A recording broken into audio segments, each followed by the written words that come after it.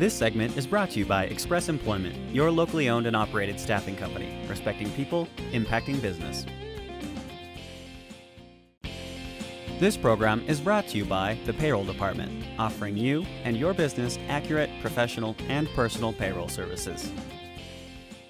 You're watching the Southwest Colorado Report, IDTV's premier broadcast news magazine that explores communities in our region.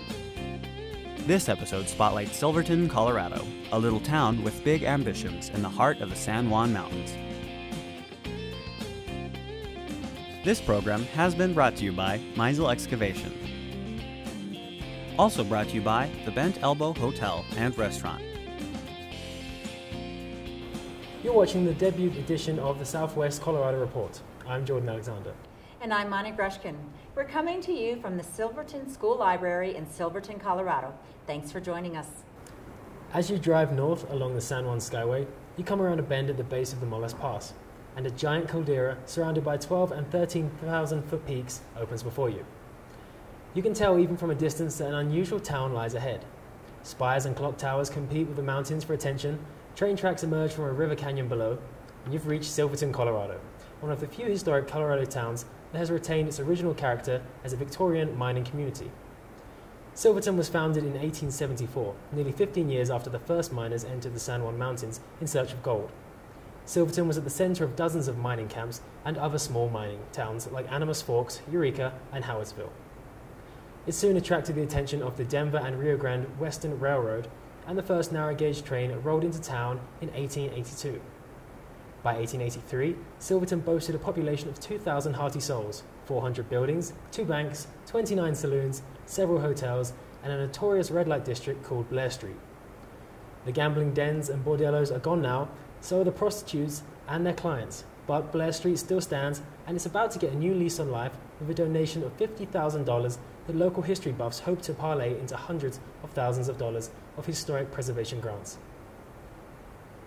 Earlier this year, retired U.S. Senator Ben Nighthorse Campbell donated $50,000 to the Blair Street Historic Association, an offshoot of the San Juan County Historical Society.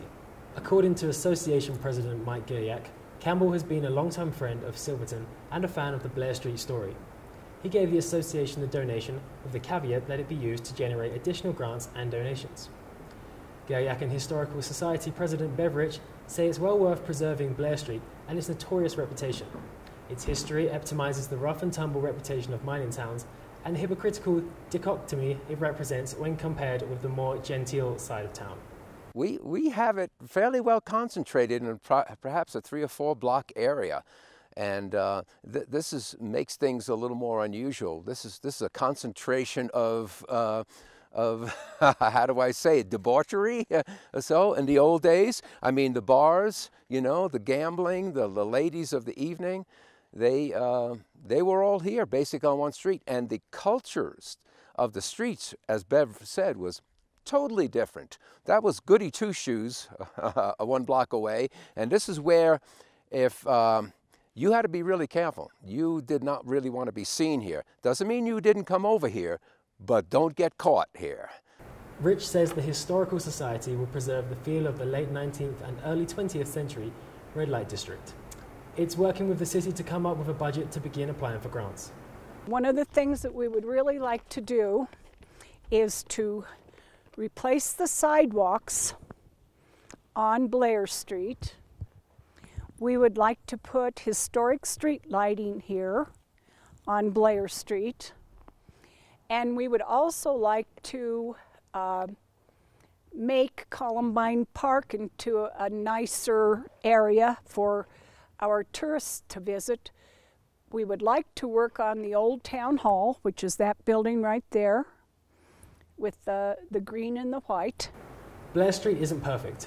A few anachronisms exist, like the Old Town Square, that was built in the 1950s to give tourists a taste of the Wild West as epitomized by the popular cowboy westerns at the time.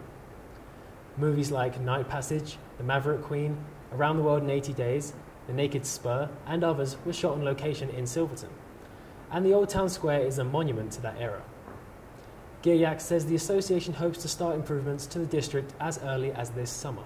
We have a fairly ambitious plan, and we hope to accomplish all of it. and bring Blair Street back to its maybe not notorious past, but its sort of infamous past that people will really enjoy seeing the history on this street and in the town of Silverton. If you'd like to know more about the Blair Street project, visit the association's website at notoriousblairstreetsilverton.com.